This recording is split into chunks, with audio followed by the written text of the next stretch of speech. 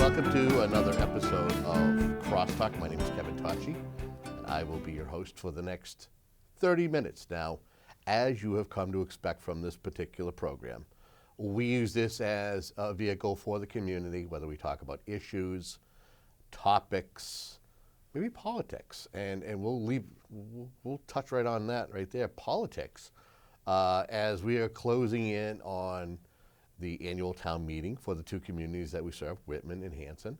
Also, the annual town election, usually the third Saturday in May, and we've had great success, whether it's this program or the program Bring It On with that host, Bob Hayes, of being able to reach out to the candidates who are running for selectmen and get their thoughts on why they're running, get to know them, so to speak.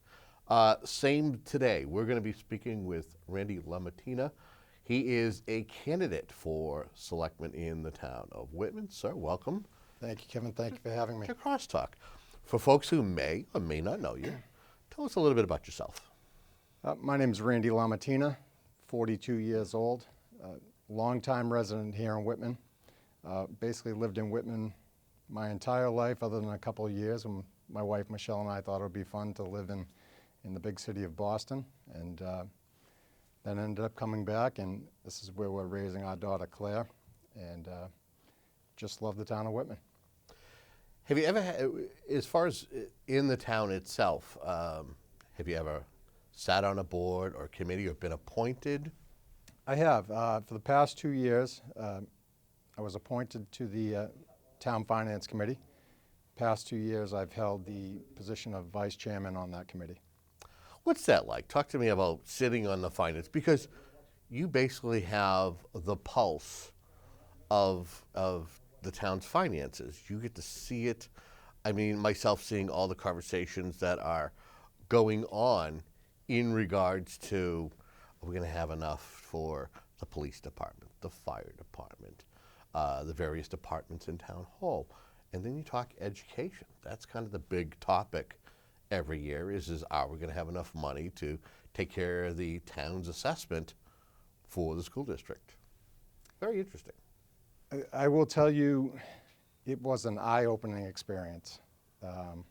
You think you have a very good handle on what's going on, and then you're thrust into it, and to see actually what goes into providing a level service budget for this town, the amount of work required, the amount of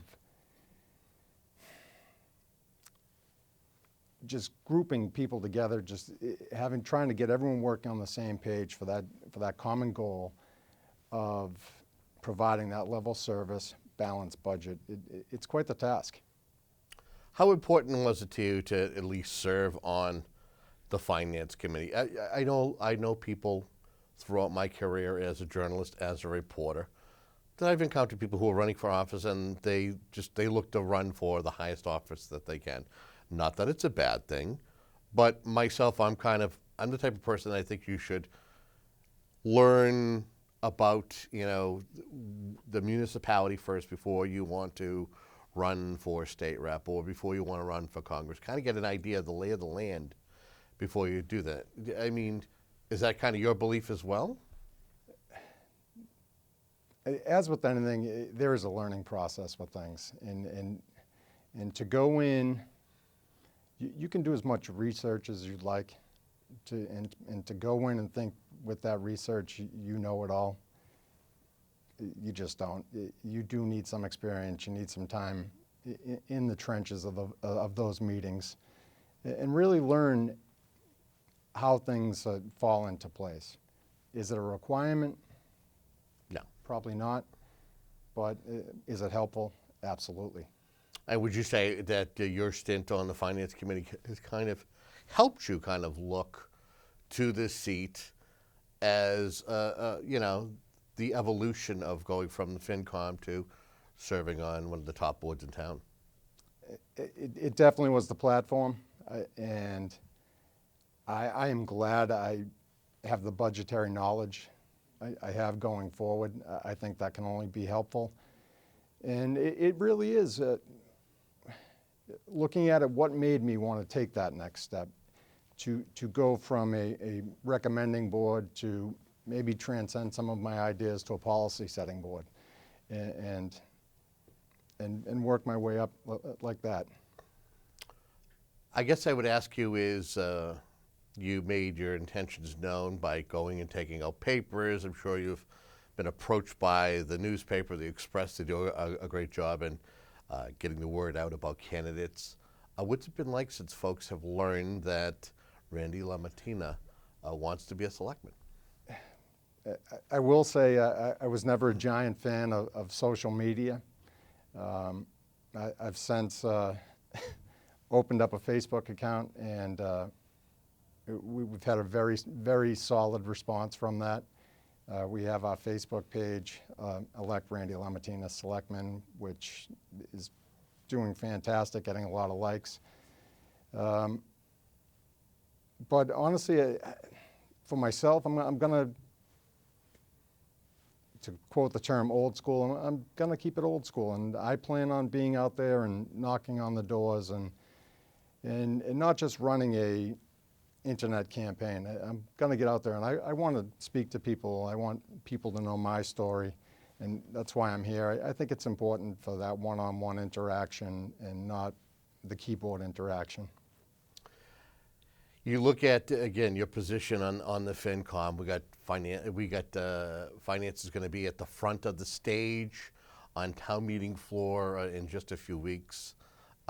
What's that like, being somebody who attends town meeting, whether it's as Joe citizen or somebody who had to crunch the numbers and make sure that for the following fiscal year, everything's under the levy limit? Well, it is daunting. You sit there and you make the decisions, and you're spending somebody's hard-earned money. You really are. Every meeting I go to through the FinCom, I have that in the back of my mind. This is somebody's money that they're paying taxes. They went out and they sweated to earn it, and you know what? It's my responsibility to spend it correctly. And when people stand up there and ask questions and they question the line items, well, we better have done the work and have an answer that satisfies them. And I take it very serious. It's not just something I do on Tuesday night. I spend a lot of the few hours during the week leading up to the meeting and then after reviewing the numbers and trying to come up with solid solutions. And it's not always very easy. And you get a nice stipend of nothing, right? You do it because it's part of it's public service. Right. It's public service, and public service is something that I would say I was born into public service. My father was a Boston policeman, and sorry, it is kind of I think probably one of the most tragic things, if not the most tragic thing that's ever happened to me in my life. That on his 40th birthday, August 5th, 1985, we had dinner. My mother was away. My mother worked for the airlines. She was away. We had dinner. He dropped me off at my grandmother's, who I was staying with, went to work an overnight shift. And next morning came, didn't come pick me up like he was supposed to. Waited all afternoon, finally got a call, and my father, who was a member of the Boston Police Bomb Squad, there was a detonation while he was disarming a device, which now would actually be front page news as a terrorist attack. Right. And was seriously injured. Through my father, I learned a great deal about public service, sacrifices for it. I then proceeded, and most of my adult life, I've been a fireman for the city of Quincy. Unfortunately, I too sustained an injury, and after 6 surgeries and a lot of spare parts, I had to retire, and still miss being able to serve the public. So I during my recovery from my surgeries, that's how I got involved in the Finance Committee. and really helped me through it, and I got that public service, and kind of I was still able to get out there and do something, and gave me the drive to continue on. What do you feel are the issues in this race? What do you feel are the things that homeowners, that people who live here in this community care about, whether they have reached out to you, they've seen you in the local donut shop and said, Randy, if you do get elected, yeah, this is one of my issues. This is my thoughts on this or that. What do you feel are the issues? Without a doubt, education is, from the people I've talked to, the schools, is the #1 priority.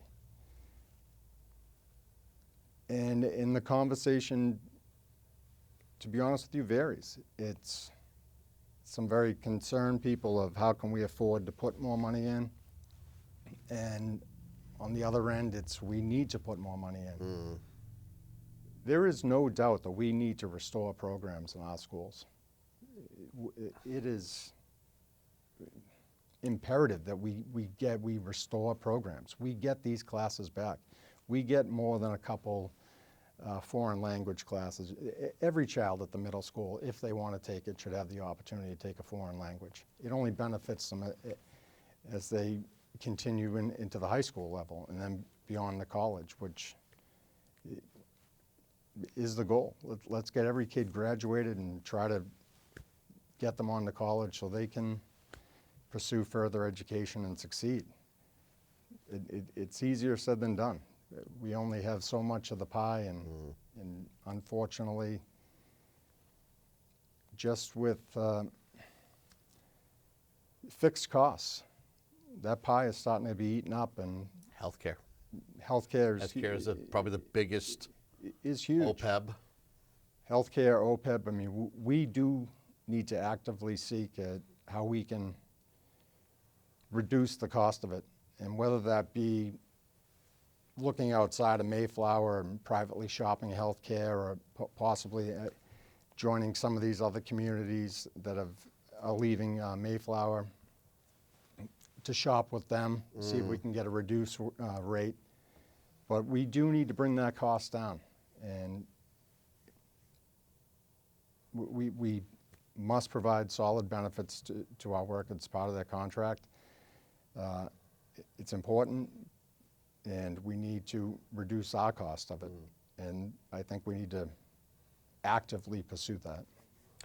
What needs to be done, every year, and it isn't just Whitman or Hanson or their shared school district, but I hear it from a lot of communities here in the South Shore, and I hear it from a lot of my friends around the Commonwealth who cover communities, that it seems as though there's an ongoing tug of war in regards to being able to fund the municipal side of things, and yet the schools, it seems as though there's way too many school districts that are saying we don't have enough, and it seems like every year school districts have to continuously kick the can down the road instead of trying to fix the problem.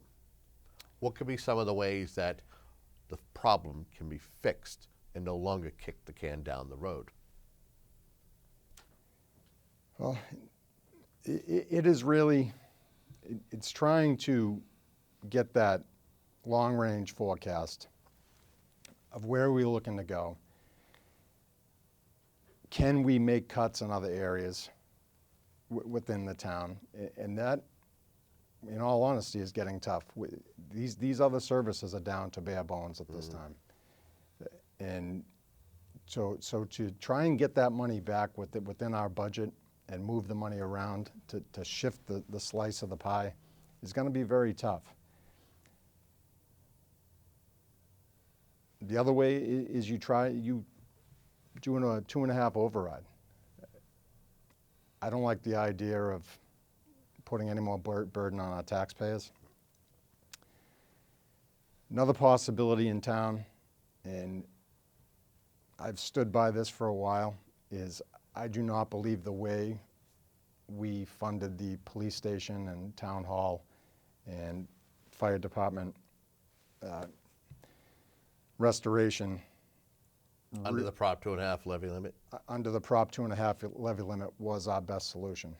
We've gotten by until now, but that is close to $800,000 a year we're taking out of our operating levy. That right off the top is gone. Let me ask you, let me throw this at you. Leave that there for a moment. We'll circle back around to that point in a moment. And I'm going to borrow from a good friend and colleague, Bob Hayes, who has asked this question openly, whether it's during a school committee meeting or during some of the candidates' conversations that we've had here at Whitman Finance Community Access. But has Proposition 2.5 outlived its lifetime of use? Is it time to either look for another model that's like Prop 2.5? Do we go to a Prop 3 or Prop 3.5? Or is it time to look for another way to have residents share in the community pie, but yet be able to not break the backs of them financially, but yet be able to satisfy the needs of municipal and education? I wouldn't say Prop 2.5 as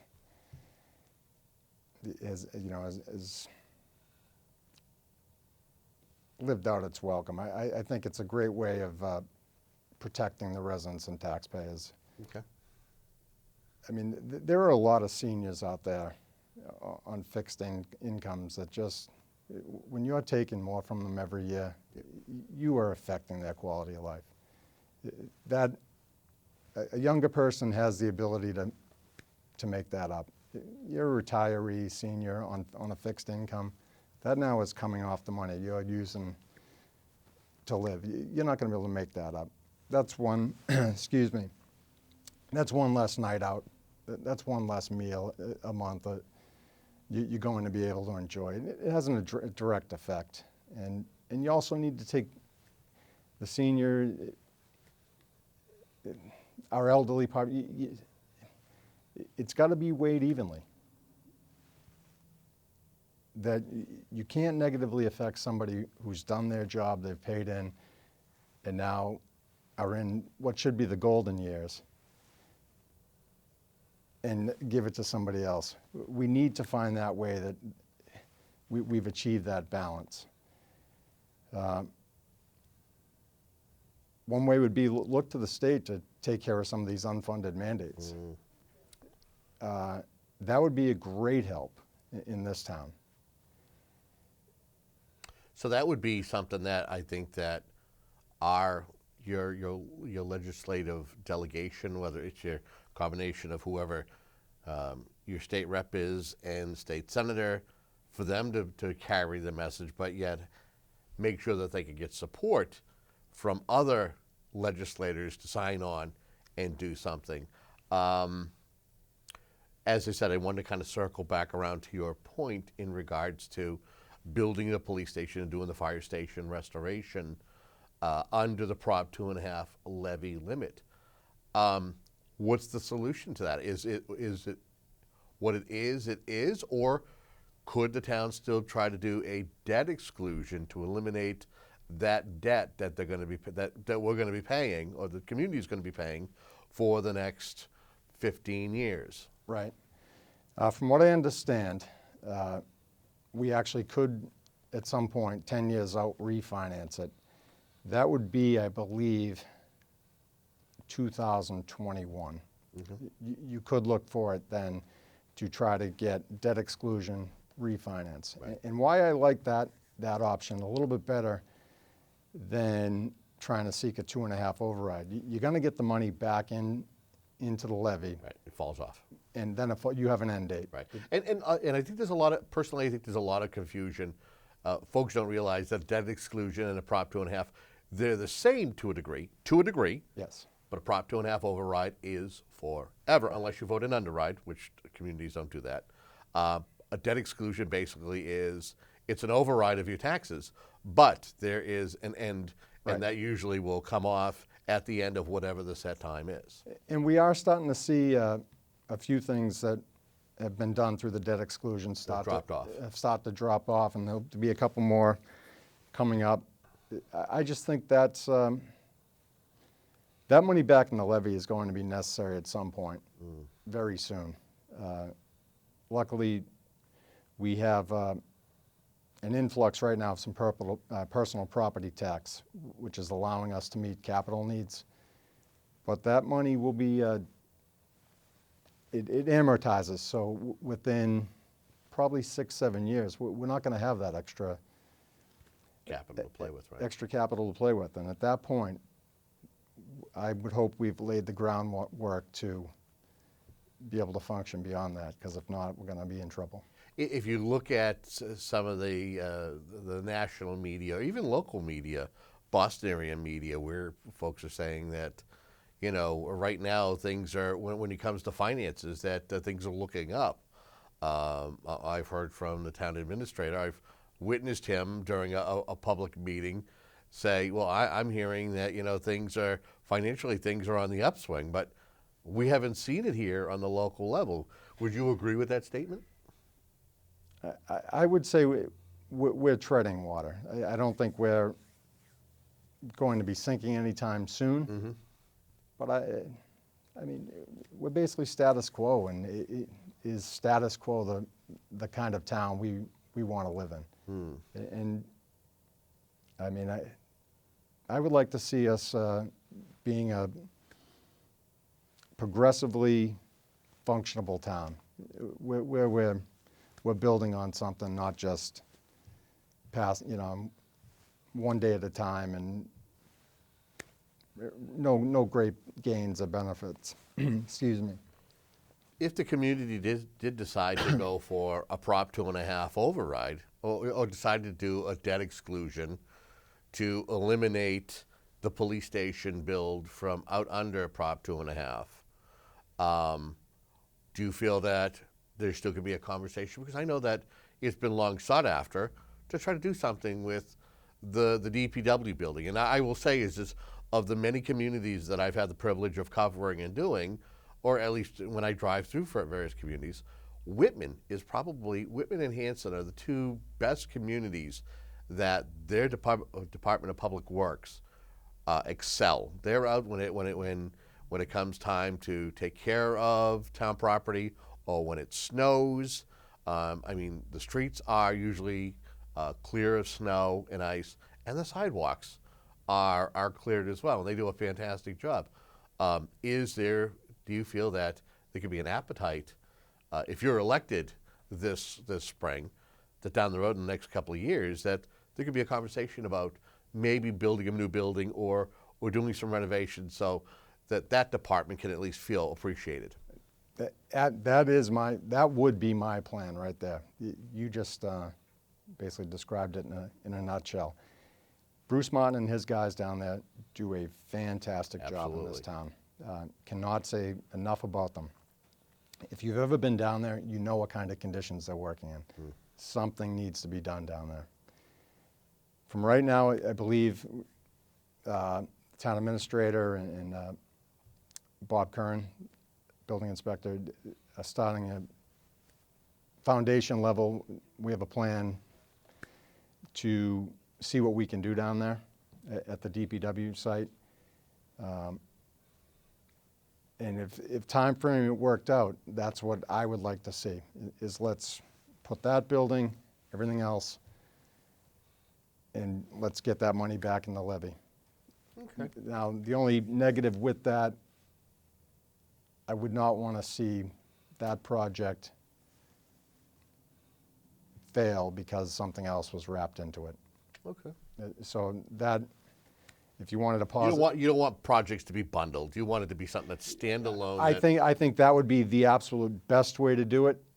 Is in an ideal world, everything was grouped together, and we were able to go debt exclusion, bond that outside the levy like that. People may not have the appetite for that. Okay. We got about 5 minutes left. Time has flown.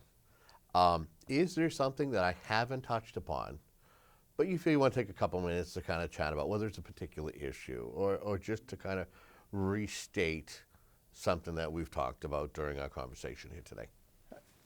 I would just say I'm running for selectman not because I have any great problem with anything. I'm not angry so much about anything in this town, but I care about this town. You're agenda free is what you're saying. Yes, I'm agenda free, and I think that is very important if you're taking a political position, is you are open-minded, agenda free. I just care about quality of life issues for the seniors to the youngest resident.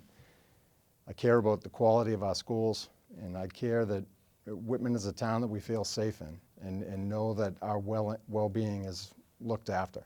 And that's why I'm running. It might be a vanilla answer, but that is my answer.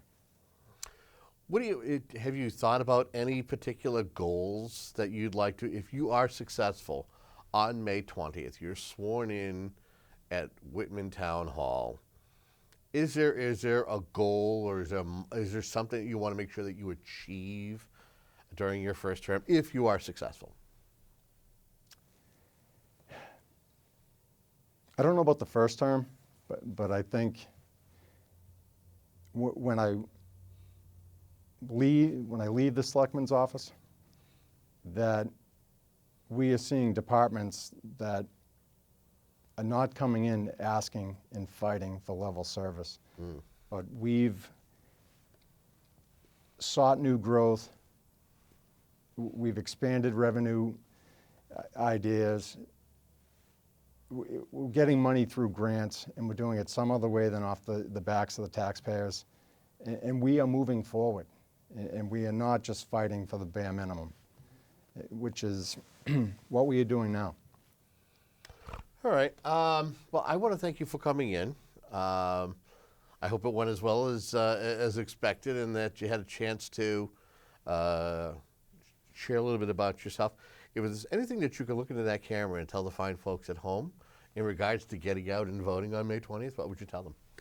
Absolutely. I'd love to get your vote May 20th. Prior to that, April 21st at Old Colony Brewery, 605 Bedford Street. We're having a Meet the Candidate night from 7 to 10 p.m. Please come down, get to know me, I get to know you. And please look forward for upcoming events and visit my Facebook page at elect Randy LaMattina Selectman. Randy, I want to thank you so much for coming in and sitting down and chatting. And I want to thank you, the folks at home who turn to Whitman Hanson Community Access for ways to get informed.